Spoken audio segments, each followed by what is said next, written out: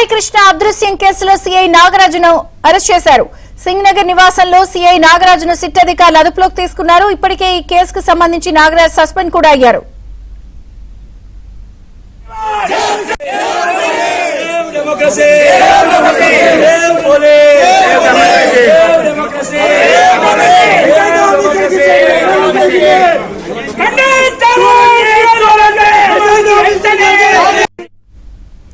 అటు నాగరాజు అరెస్టు సమయంలో గందరగోళం ఏర్పడింది. నాగరాజు అరెస్టు మద్దతుదారులు అడ్డుకున్నారు.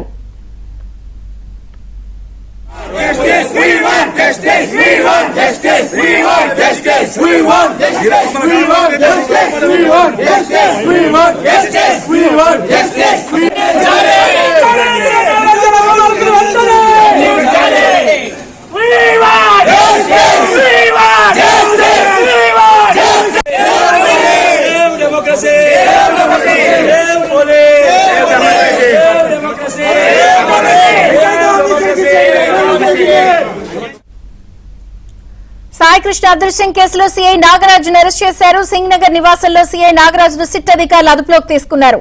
ఇప్పటికే ఈ కేసులో నాగరాజు సస్పెండ్ కూడా అయ్యారు. పూర్తి వివరాలు ఏపీ బ్యూరో చీఫ్ రామారావు అందిస్తారు. రామారావు. విజయ చంద్రిక విజయవాడలో కృష్ణలంకలో జరిగిన లాకప్ డెత్ కేసుకు సంబంధించి దాంట్లో ఉండే సీఐ నాగరాజును కొద్దిసేపటి క్రితం విజయవాడ సింగ్ నగర్ లో ఉండే ఆయన నివాసం నుంచి పోలీసులు అకస్మాత్తుగా వచ్చి అరెస్ట్ చేసి తీసుకువెళ్లారు. ఇందులో ప్రధానంగా దాదాపుగా 3 రోజుల నుంచి సింగ్ నగర్ లో ఉన్న ఆయన నివాసం వద్ద పోలీసు అధికారులు మాటు వేశారు. ఆయన తాను నివాసంలోనే ఉన్నానండి, మీరు ఎప్పుడు కావాలంటే అప్పుడు వస్తానని కూడా పోలీసులకు చెప్పినట్టు తెలిసింది. అయితే సిఐ నాగరాజును అరెస్ట్ చేయవద్దు అంటూ కూడా ఆయన నివాసం వద్ద పలువురు పెద్ద ఎత్తున ఆందోళన నిర్వహించారు. అయితే పోలీసులంతా కూడా వాళ్ళని వెంటనే పక్కకు నెట్టేసి నాగరాజును కొద్దిసేపు క్రితం అరెస్ట్ చేసి తీసుకువెళ్లారు. ఈ కేసులో ముఖ్యంగా సిట్ ఐజీ రవిప్రకాష్ ఎంటర్ అయిన తర్వాత సిట్ వేగం పెంచింది. పైగా ఈ కేసుకు సంబంధించి ఇప్పటికే చాలా మందిని అదుపులోకి తీసుకొని ప్రశ్నించింది. పైగా ఈ సంఘటన జరిగిన సమయంలో అసలు అక్కడి నుంచి ప్రకాశం జిల్లా మార్కాపురం నుంచి ఇక్కడికి ఎవరు తీసుకొచ్చారు, టాస్క్ ఫోర్స్ తీసుకొచ్చిందా లేకపోతే కృష్ణలంక పోలీసులు తీసుకొచ్చారా, అదేవిధంగా ఆ రోజు పోలీస్ స్టేషన్ లో ఏం జరిగింది అనే అంశానికి సంబంధించి ఆ సమయంలో డ్యూటీలో ఉండే కానిస్టేబుళ్లు అదేవిధంగా ఎస్ఐలు వీళ్ళందరి స్టేట్మెంట్లు కూడా రికార్డు చేశారు. దీంతో పాటు ఫోరెన్సిక్ టీం కూడా వచ్చి మొత్తం పరిశీలించింది. ఈ పరిశీలన అనంతరం వెంటనే పోలీసులు సిట్టుని నియమించారు. అంతకు ముందు విజయవాడ పోలీసులు దర్యాప్తు చేసినప్పటికీ రాష్ట్ర ప్రభుత్వం మాత్రం వెంటనే ఐజీ స్థాయిలో ఉండే ఒక అధికారిని నియమించడంతో పాటు సిట్ కూడా ఎంటర్ అయింది. ఈ సిట్ ఎంటర్ అయిన తర్వాత వెంటనే వేగంగా పరిణామాలు ముందు జరిగాయి. నిన్న సిట్ ఈ రికార్డుల మొత్తాన్ని కూడా స్వాధీనం చేసుకుంది. అదేవిధంగా కృష్ణలంకలో ఉండే స్వర్గపురి శ్మశాన వాటికలో అన్ఐడెంటిఫైడ్ డెడ్ బాడీ కింద సాయికృష్ణ మృతదేహాన్ని ఖననం చేశారు అని చెప్పి సందేహాలు రావడంతో అక్కడికి వెళ్లి ఆ డెడ్ బాడీకి సంబంధించి ఆ రోజు పోలీసుల నుంచి వచ్చిన రిక్విజేషన్ ఏంటి, కార్పొరేషన్ నుంచి వచ్చిన రిక్విజేషన్ ఏంటి, అదేవిధంగా అక్కడ శ్మశాన వాటికలో ఉన్న వాళ్ళు ఇచ్చిన స్టేట్మెంట్లు వీటన్నిటిని పరిశీలించిన తర్వాత అధికారులు ఈ రికార్డులన్నింటినీ కూడా స్వాధీనం చేసుకున్నారు. ఆ తర్వాత సిట్ ఈ రోజు ఉదయం సమావేశం అయిన తర్వాత ఐజీ రవిప్రకాష్ నేతృత్వంలో సమావేశం అయిన తర్వాత వెంటనే ఈయన్ని అదుపులోకి తీసుకోవాలి, నాగరాజుని అరెస్ట్ చేయాలి అని చెప్పి నిర్ణయించారు. ఇప్పటికే దీనికి సంబంధించి విజయవాడలో కృష్ణలంక పోలీస్ స్టేషన్ లో అటెంప్ట్ మర్డర్ కేసు నమోదైంది. ఈ అటెంప్ట్ మర్డర్ కేసు నమోదయ్యడంతో వెంటనే ఆయన్ని అదుపులోకి తీసుకోవాలని నిర్ణయించారు. ఇప్పుడు అక్కడి నుంచి ఆయన కృష్ణలంక పోలీస్ స్టేషన్ కు తరలించి కృష్ణలంక పోలీస్ స్టేషన్ లో విచారించే అవకాశాలు కనిపిస్తున్నాయి. అదేవిధంగా ఈ కేసుకు సంబంధించి వెంటనే అటెంప్ట్ మర్డర్ కేసు నమోదు కావడంతో పాటు గతంలో కూడా అంటే ఈ సాయికృష్ణ కేసు వెలుగులోకి వచ్చిన తర్వాత అంతకు ముందు క్రాంతి కుమార్ అని చెప్పి ఒక యువకుడు కూడా నాగరాజు తనను బెదిరిస్తున్నాడని, తనను కౌన్సిలింగ్ చేస్తున్నారు అని చెప్పి అందువలన తను ఆత్మహత్య చేసుకుంటున్నానని సెల్ఫీ వీడియో పెట్టి ఆ సెల్ఫీ వీడియోని చేసుకొని ఆయన ఆత్మహత్య చేసుకున్నారు.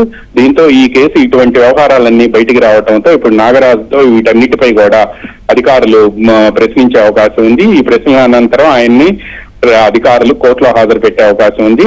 అయితే ఈ కేసుకు సంబంధించి రాష్ట్రంలో వైసీపీ ఆందోళన చేస్తున్నప్పటికీ కూడా మొన్న పవన్ కళ్యాణ్ దీనికి సంబంధించి క్లారిటీ ఇవ్వడంతో పాటు జనసేన నేతలు కూడా దీనిపై కూడా స్ట్రాంగ్ రిప్లై ఇచ్చారు వైసీపీ నేతలకు. అదేవిధంగా ముఖ్యమంత్రి చంద్రబాబు నాయుడు కూడా నాగరాజు తల్లి అతను సాయికృష్ణ తల్లి విజయలక్ష్మి వాళ్ళ మేనమామల్ని పిలిపించి మాట్లాడారు.